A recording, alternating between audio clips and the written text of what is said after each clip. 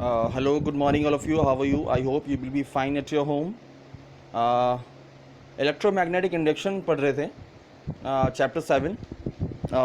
Experiment number 1 करा दिया था, जिसमें हमारा ये कंक्लूजन निकला था कि when ever a bar magnet is placed near by the coil which is moving back and fourth, which induces a current, और या कॉइल को मूव करो which is also produce a change in magnetic field, जिसकी वजह से current produce होता था उस कॉइल में, और उसमें गैल्वेनोमीटर लगा हुआ था।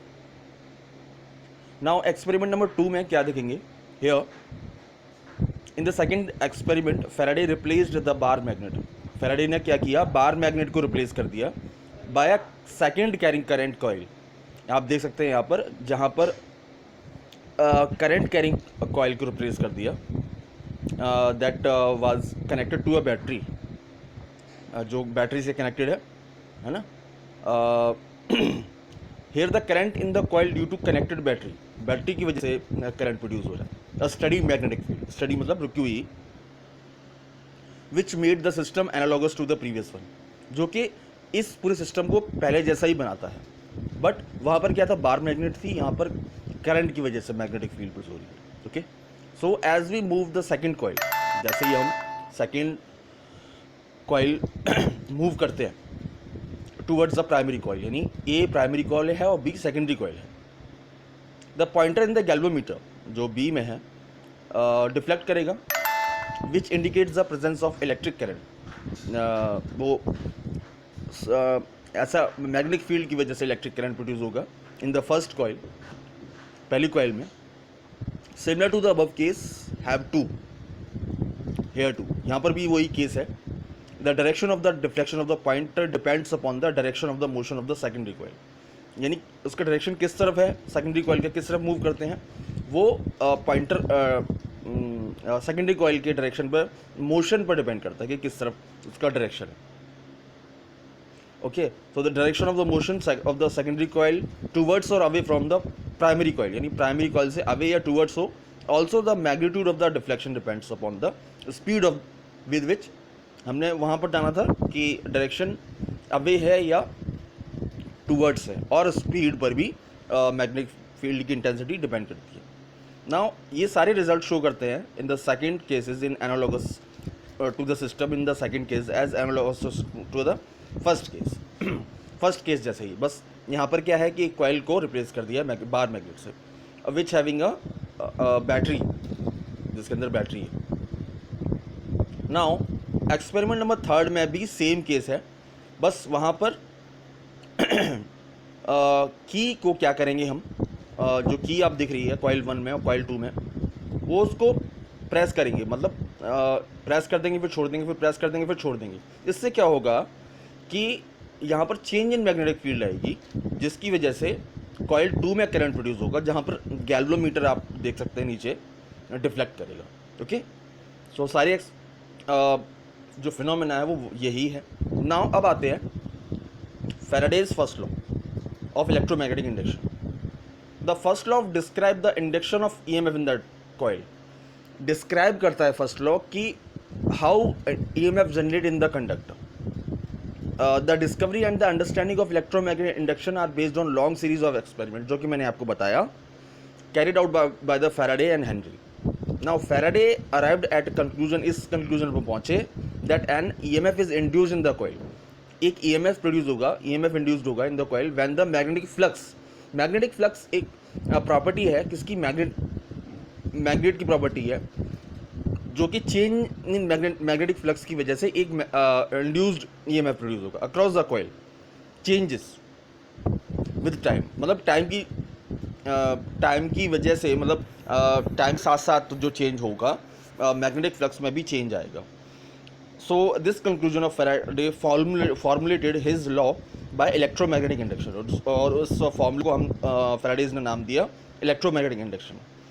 सो पहला स्टेटमेंट यही है, जो इस स्लाइड की जो लास्ट पॉइंट है, whenever a conductor is placed in a varying magnetic field, कोई भी कंडक्टर एक वैरिंग मैग्नेटिक फील्ड यानी चेंज इन मैग्नेटिक फील्ड में अगर वो है, then an electromotive force is induced, यानी एक EMF इंड्यूस होगा। If the conductor circuit is closed, अगर वो कंडक्टर सर्किट क्लोज है मीन्स वहाँ पर करंट प्रोड्यूस हो रहा है। If the conductor circuit is close a current is induced is called induced current. अब जो करंट इंड्यूस होगा क्लोज सर्किट में उसको इंड्यूस्ड करंट बोलेंगे। Now changing the magnetic field intensity in a closed loop, magnetic field change intensity कैसे produce होती है ये फर्स्ट लॉ में देखते हैं। यहाँ पर क्या है, सेंसिटिविटी ऑफ आर्म मीटर, यहाँ पर कॉइल ऑफ वायर है और यहाँ पर बार मैग्नेट है जो बैक एंड फोर्थ मूव कर रही है। Mention here are few ways to change the magnetic field intensity in a close loop. Magnetic field को कैसे चेंज कर सकते हैं, by rotating the coil related to the magnet. Rotating the coil, coil को rotate कर सकते हैं।